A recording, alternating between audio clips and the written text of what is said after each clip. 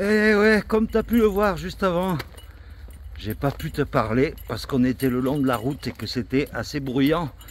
Donc là, je profite d'être dans une petite ruelle pour te souhaiter la bienvenue en ce jour 33 ou 34, je ne sais plus.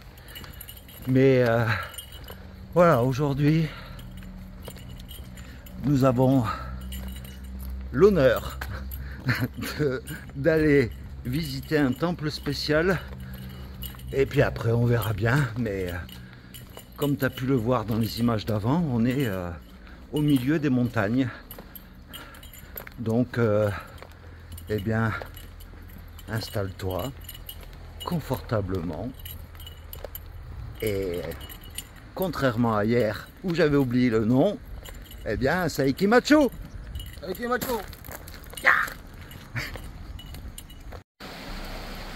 Et oui, hier tu n'avais pas eu de temple, et bien aujourd'hui, voici Enmeiji.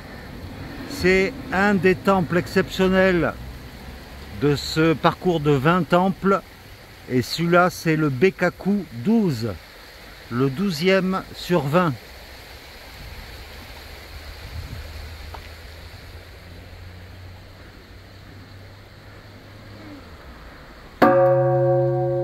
Énergique.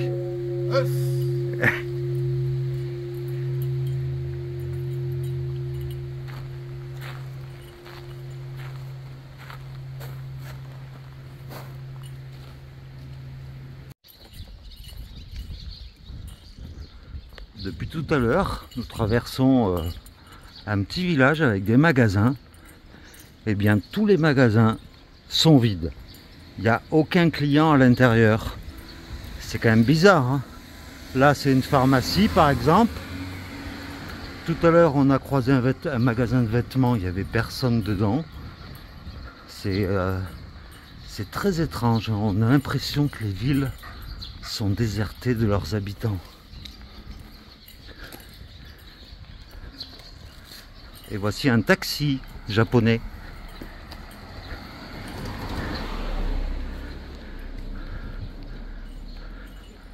Voilà, ou alors ils sont fermés. Là, un magasin de vin. Voilà, c'est fermé. Là, c'est je ne sais pas quoi.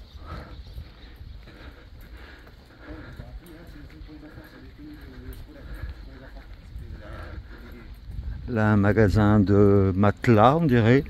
Pareil, personne dedans.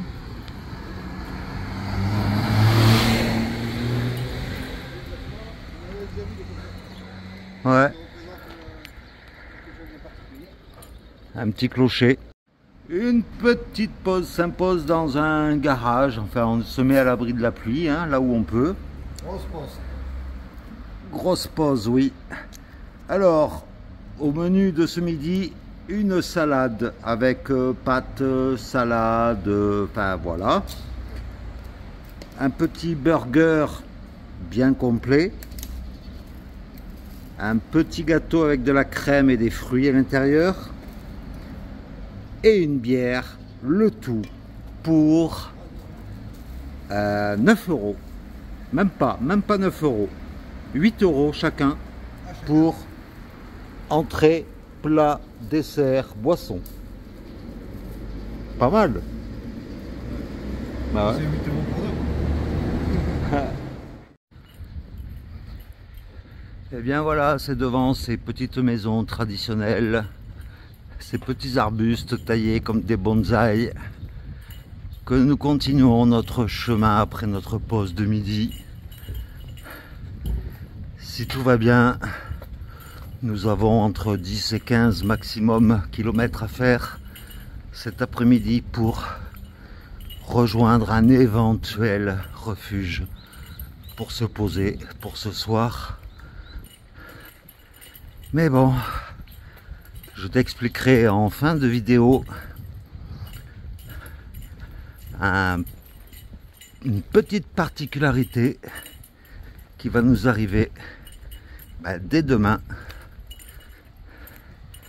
Il faut que tu le saches. Voilà. Sois patient. Bon, je t'avouerai qu'aujourd'hui, le chemin est un peu monotone. On est souvent dans des petites rues ou au bord de la route.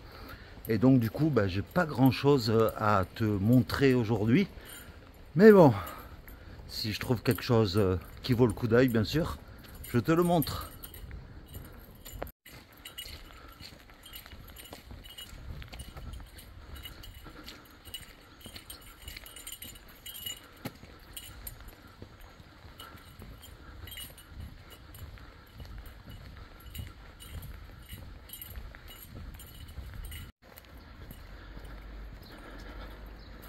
Voilà, au fond, tu vois la mer intérieure de cette eau avec ses usines.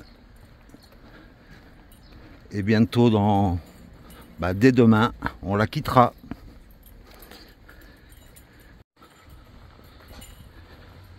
Ici, il ne doit pas y avoir de loi sur l'urbanisme ou je ne sais pas trop quoi. Parce que des maisons avec des couleurs flashy comme celle-là, la vert fluo, on en voit de temps en temps. Donc, bon, c'est bien, ça met de la couleur.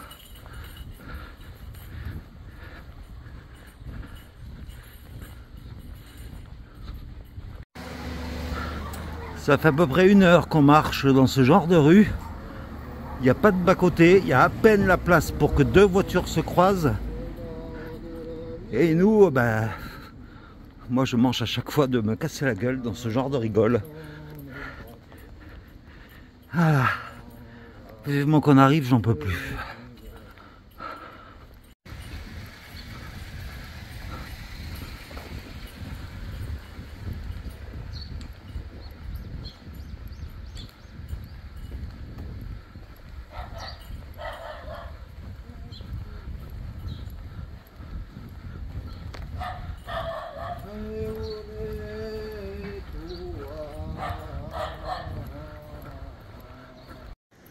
Bon nous espérions nous poser sur une aire de repos, un abri pèlerin, mais arrivé là, on s'est retrouvé au bord de cette grosse route là. Donc du coup, on fait 3 km de plus pour essayer d'aller voir l'abri ultime. Dernière chance de trouver un endroit pour dormir. Et dernier magasin, mais ça je t'en parlerai juste après.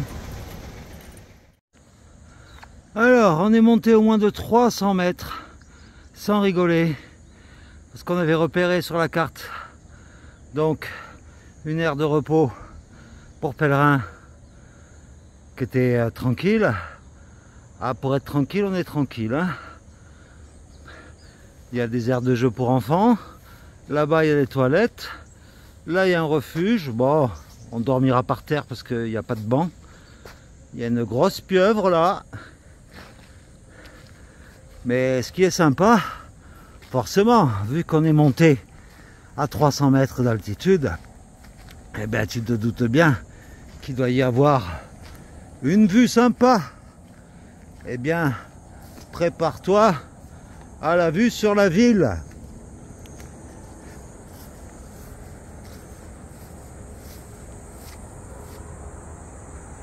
Et on voit la mer au fond.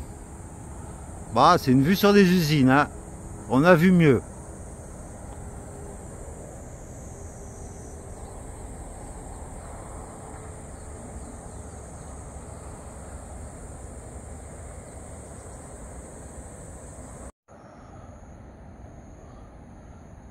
Et voici une vue de la ville de nuit.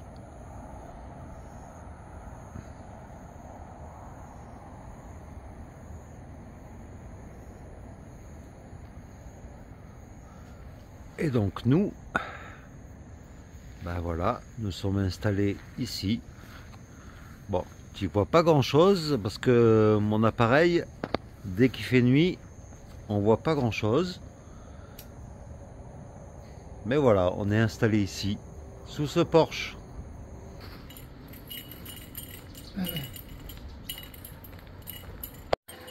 Hey, salut à toi, bienvenue en ce jour 35 sur ce pèlerinage de Shikoku. Et comme je t'en ai parlé hier, enfin je t'ai évoqué le truc hier, et bien à partir d'aujourd'hui, nous allons entamer une section de ce pèlerinage où sur un peu plus de 60 km de ce parcours, il n'y a aucun magasin, très peu d'aires de repos et des points d'eau également, très peu. Et ça va être dans la montagne. Donc là, Pas de distributeur. pas de distributeur non plus, ouais. Sauf peut-être dans les temps. Donc là, nous sommes donc le matin. Nous allons au magasin le plus proche pour nous approvisionner. On a planqué les sacs dans les forêts. Oui, on a planqué nos sacs dans un fourré. J'espère qu'au retour, ils seront toujours là. Et puis là, donc, nous allons partir pour 3 jours enfin, nous allons prendre 3 jours de ravitaillement. Donc, les sacs vont être lourds, ça va monter, ça va descendre, enfin, ça va être l'enfer. Donc voilà quoi. Donc, je préfère te prévenir qu'entre le temple 65 et 67, il n'y a rien, que dalle. Ça va être l'enfer tropical. Voilà, le camion poubelle tout bleu. Donc voilà, je te souhaite donc la bienvenue. Et puis, Seikimachu! Seikimachu! Voilà, nous venons de refaire les courses. Nous sommes revenus sur notre lieu de bivouac. Mais aujourd'hui, il fait soleil. Mais il fait une chaleur. Regarde, je transpire de partout. Et il est à peine 8 h du matin. Ça va être chaud, chaud aujourd'hui.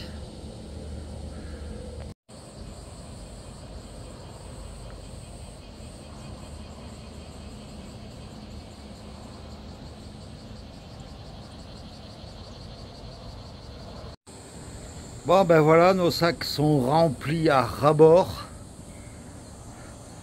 Voilà. Et on est prêt à partir en totale autonomie pendant, on va dire, 3 jours. Voilà une petite pause sur le dernier abri pèlerin. Celui-là, il est pas mal, il est grand. Et c'est le dernier abri pèlerin avec toilette et eau. Après, on verra bien.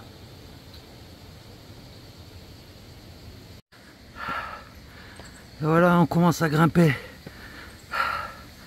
en direction du temple 65. Et la montée se fait en plein soleil. Juste le jour où il fait très chaud.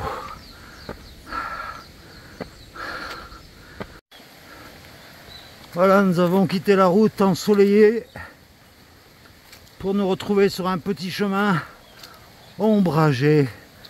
Qu'est-ce que ça fait du bien!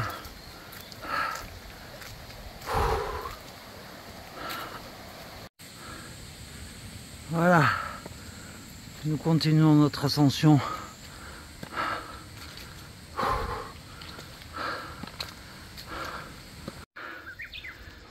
Et voilà, à nouveau la ville, comme on le voyait depuis notre lieu de bivouac hier soir.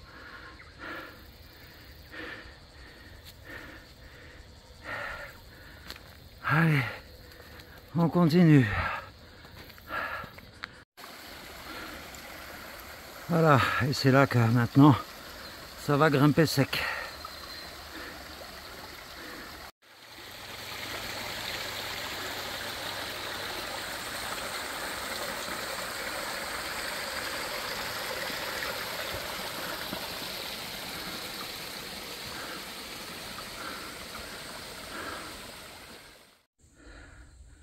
Regarde un peu, je crois, de ma vie, que j'ai jamais autant transpiré de ma vie, quoi.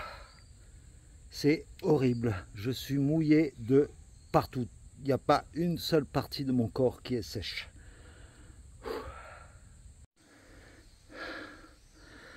Ah, purée, c'est bourré de moustiques en plus ici.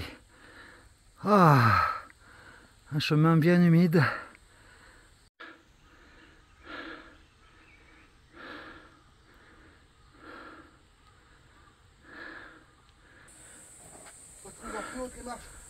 Voilà, encore des marches de girafe pour accéder enfin au temple 65. Ils sont de plus en plus en pic. C'est des sadiques, ces japonais.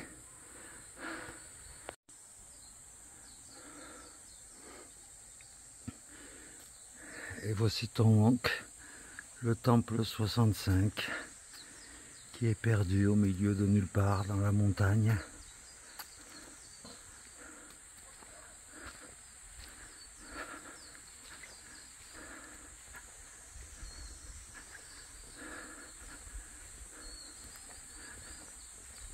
Tu entends cette zénitude ici?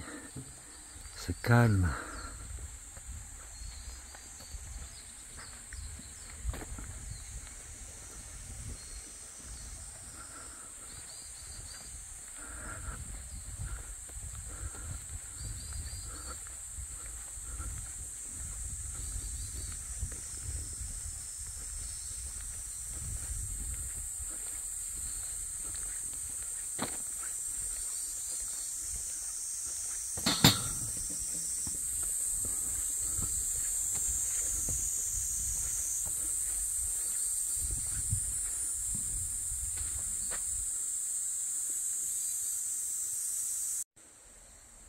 Et ce temple s'appelle Sankaku-ji. Bon, ben cet effet glossy là que tu as sur l'écran, c'est mon écran qui est mouillé, j'arrive pas à l'essuyer parce que j'ai rien de sec. Tout ça pour te dire. Ouais.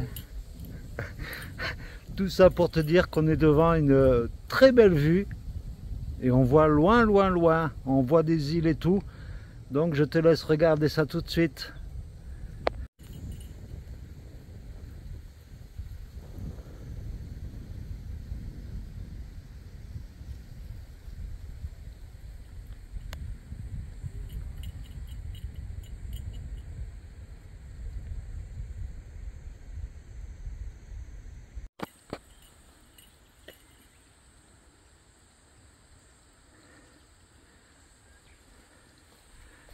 Voilà, nous continuons notre descente. Et nous allons bientôt arriver sur une des rares aires de repos qu'il y a sur cette section du chemin. Et c'est là que nous allons nous poser pour manger ce midi. Ah.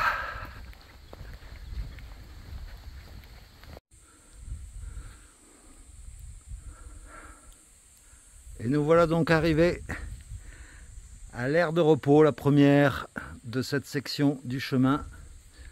Bah, c'est une aire de repos qui est pas mal du tout, franchement. Il y a 3 bancs, une petite table, un robinet d'eau, ça c'est important pour pouvoir se rincer ou même laver le linge. Donc, non, nickel. Et même un petit terrain de foot à côté. Donc tu es en train de faire caca sur la pierre sacrée, là j'ai tout rangé. On laisse tout en plan, tout nickel. Voilà. Et on peut continuer notre petite descente dans la vallée de Dana. Voilà un exemple de culture du riz en escalier. La moindre parcelle de libre, hop, on fait du riz, même dans les montagnes.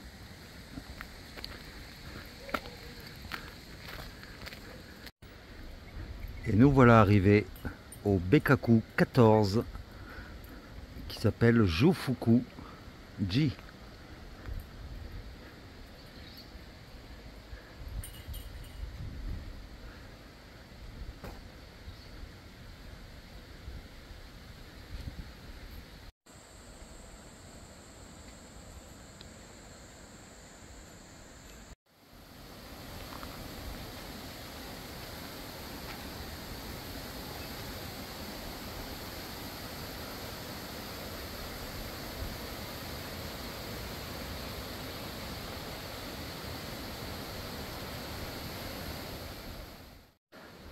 Eh bien, sache que ici, au temple Jufuku-ji, eh bien, la calligraphie, ils nous l'ont offerte, et en plus de ça, quand on arrive, ils nous offrent une boisson, un thé glacé. Et lui il veut pas le boire. Et franchement, ils sont au top, hein, ces petits. On a déjà remarqué que ces 20 temples là exceptionnels, partout où on est allé, dans tous les temples, ils nous offraient toujours un petit cadeau, ou ils nous hébergeaient, ou franchement, ils sont bien ces 20 temples. Justement, ils sont exceptionnels. Bekaku. Bon ben voilà, nous reprenons le chemin après ce temple. Et là, nous quittons ce petit bitume et nous allons longer cette grosse route avec du gros bitume pendant je ne sais pas combien de kilomètres.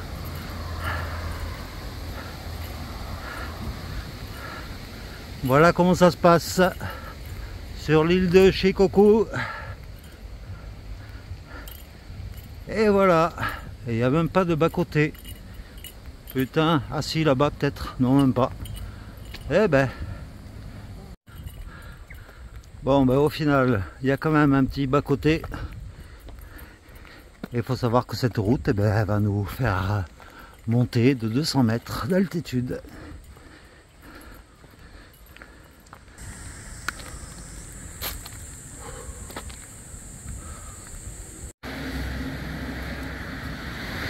Voilà, le chemin est tellement difficile qu'il y a un petit mot d'encouragement, tu peux le faire.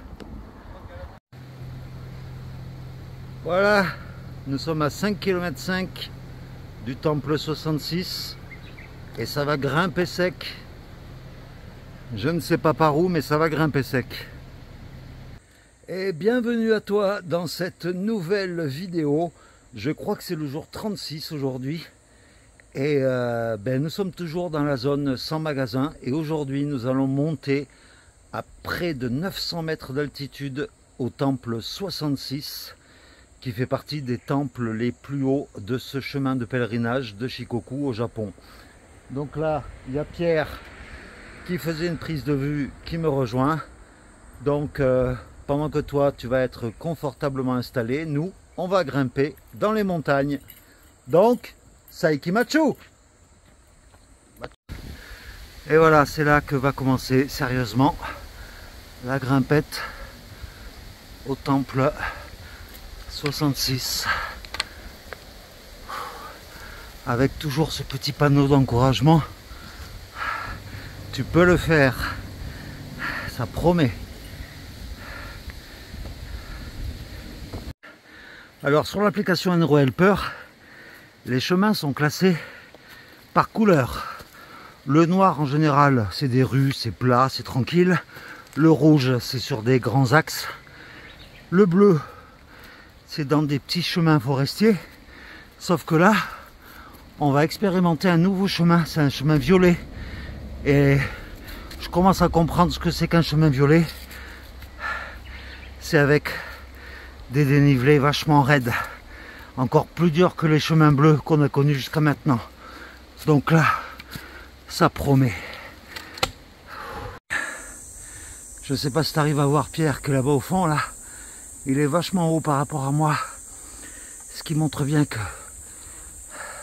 l'inclinaison du dénivelé, là, elle est raide, mais je te dis pas. Et là, ça va être comme ça pendant, je pense, environ 2 km. Ça va être l'enfer. Oh, je suis obligé d'arrêter de filmer parce que là, je peux pas marcher sans mes bâtons. Là, je dois marcher à 1 km/h. Tellement c'est pentu.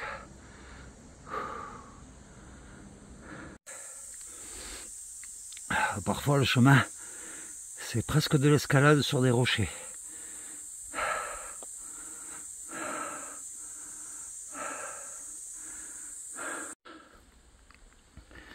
Personnellement, je n'ai jamais vu des dénivelés aussi pentus.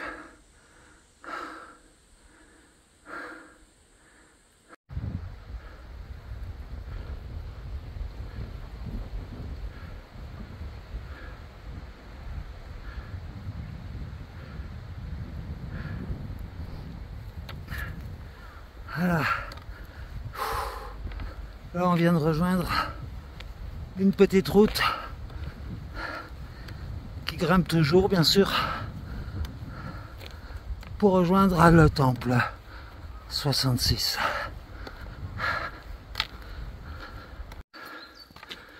Et bien la route elle est aussi pentue, enfin moins pentue mais ça grimpe quand même et il nous reste encore 2 km comme ça sur cette route qui grimpe. Ah, il se méritera ce temple 66. Allez, dernier kilomètre, toujours en montée.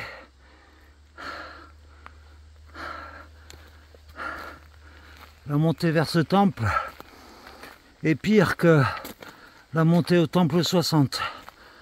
Beaucoup plus sportive.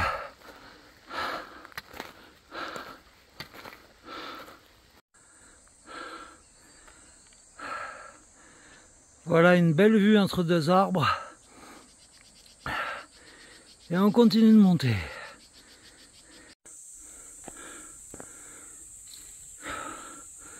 Voilà, et pour bien t'achever avant l'arrivée, des marches.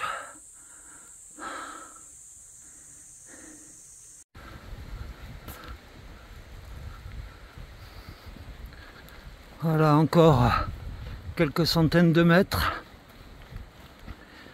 Mais l'arrivée à ce temple, vers la fin, c'est plutôt joli. Avec des rochers, des fleurs.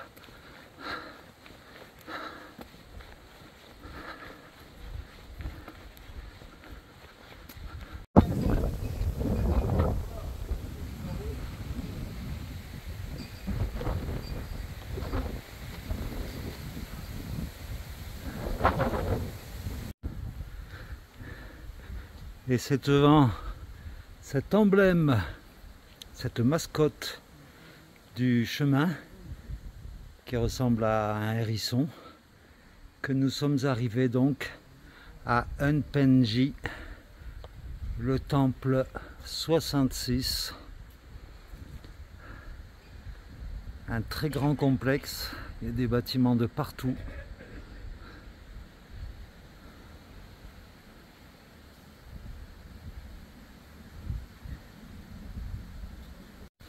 Alors vu que ce complexe a l'air assez grand, donc Pierre est parti filmer d'un côté et moi je filme de l'autre côté. Comme ça, comme tu le sais depuis le début, nos deux chaînes sont complémentaires. Oh là là, ils ont dû en chier pour filmer tout ça. Wow, j'aperçois même une grande statue là-haut.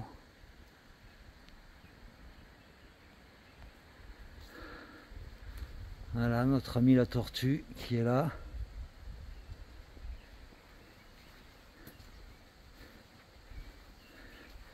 Tous les billets d'offrande.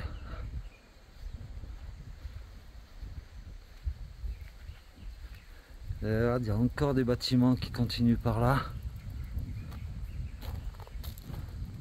Et nous on est arrivés de par là.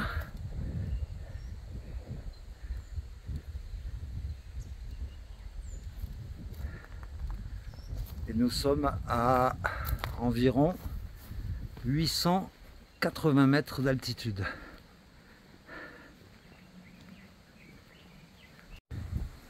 Et voilà une carte de tout le complexe de ce temple 66 avec de nombreux bâtiments.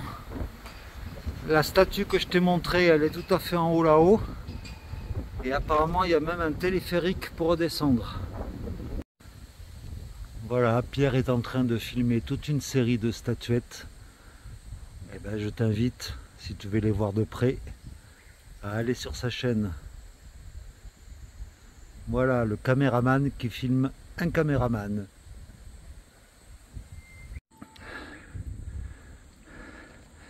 Et bien, toute cette série de statuettes là va nous amener à une station de téléphérique pour redescendre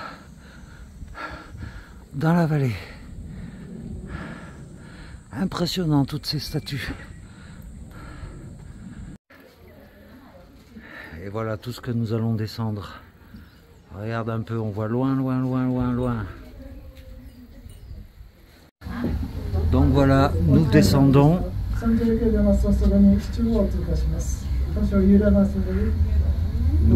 Nous partons d'une altitude de 916 mètres d'altitude. Et regarde un peu, c'est impressionnant. Puis il va vite.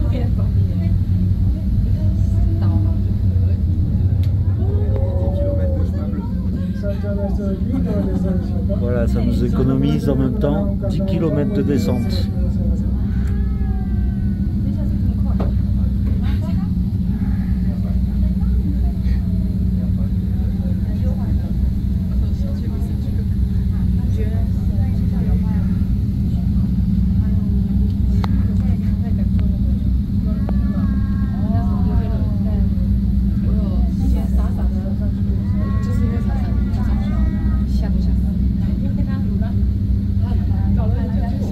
Logiquement, on serait là-dedans, on serait dans ces montagnes.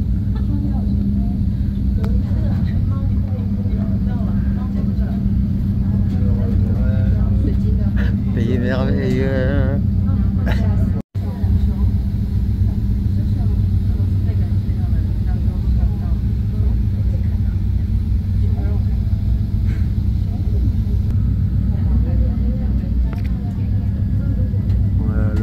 Il est en dessous là quelque part.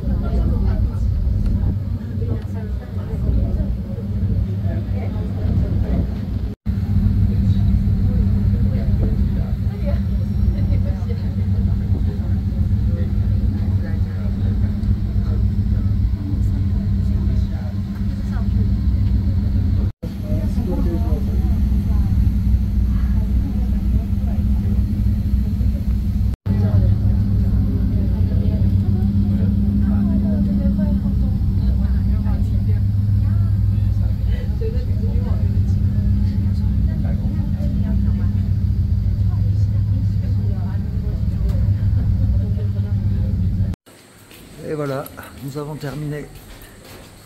Et voilà, nous avons terminé déjà. La descente a pris 10 minutes environ.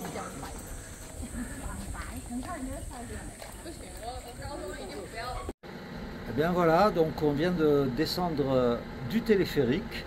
C'était un moyen de transport qu'on n'avait pas encore utilisé. On avait utilisé le ferry, le bateau, le bus, le train, mais on n'avait pas testé le téléphérique. Donc voilà, c'est fait. Et pour information, ben, ça coûte 1200 yens par personne, soit environ 7 € pour monter ou pour descendre. Après, là, pour nous narguer, il y a le bus qui va direct au temple. Voilà. Mais là, c'est le bus des pèlerins qui font tout en téléphérique ou en bus. On va y aller à pied, nous, on continue à pied, bien sûr. Exactement. Et puis là, prochaine étape, c'est un nouveau temple exceptionnel qui est à environ, on ne sait pas trop. On verra bien. Et nous continuons notre descente et regarde au fond, on aperçoit la vallée.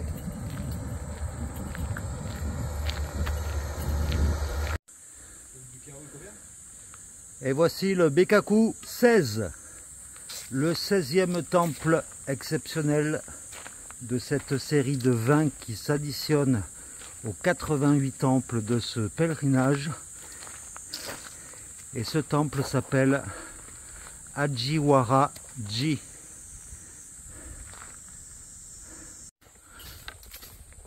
Et voilà, après le temple, nous longeons un gros lac, je peux dire.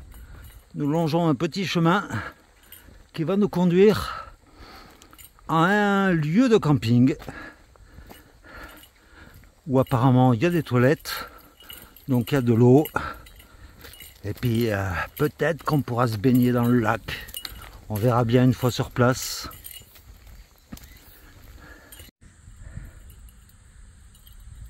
Voilà une vue globale sur le lac.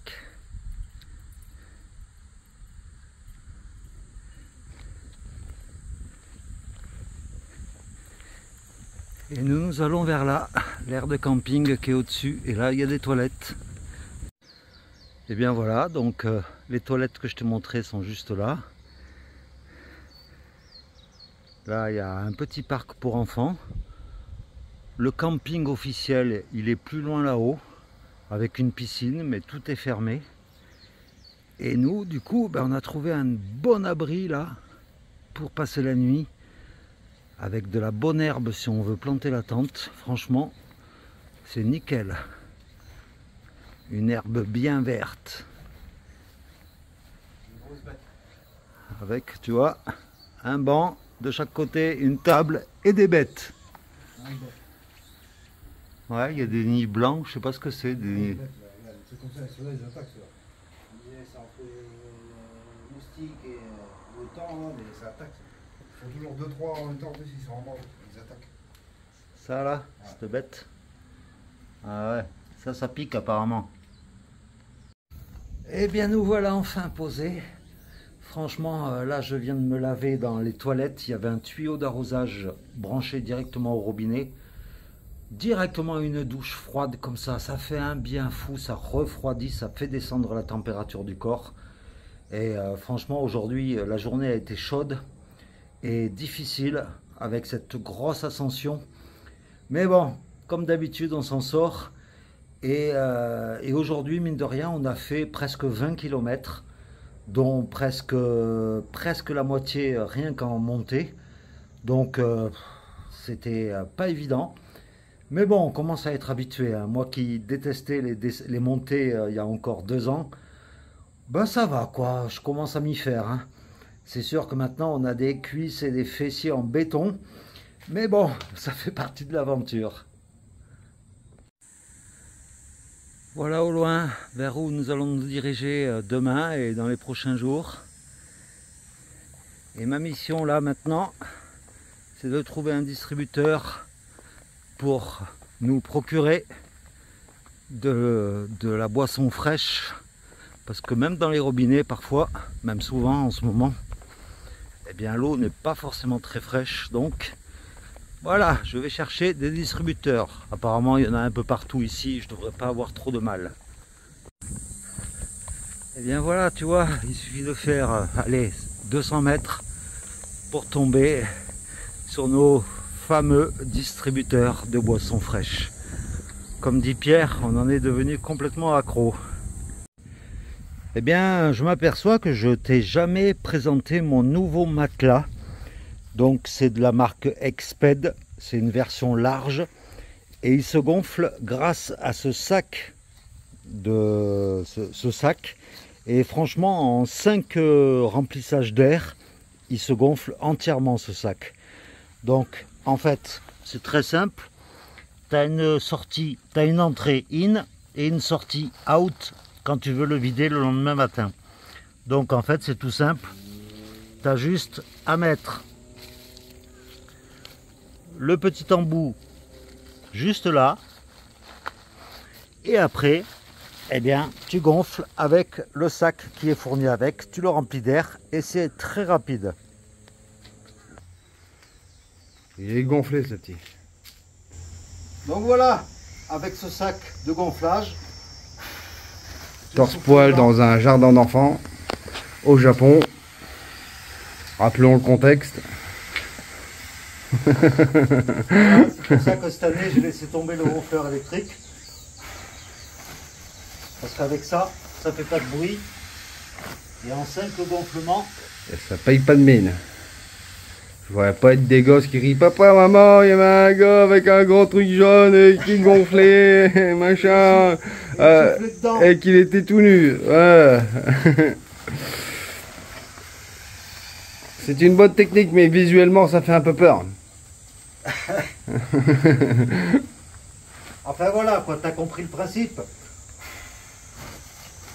Vive la technologie. Pas sûr que j'ai bien vendu son matelas. Allez, encore 2 fois.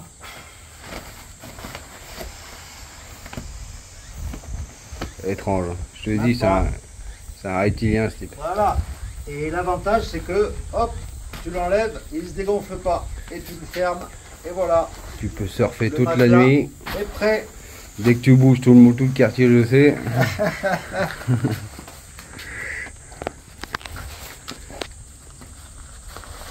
Chacun son délire. Bah ouais.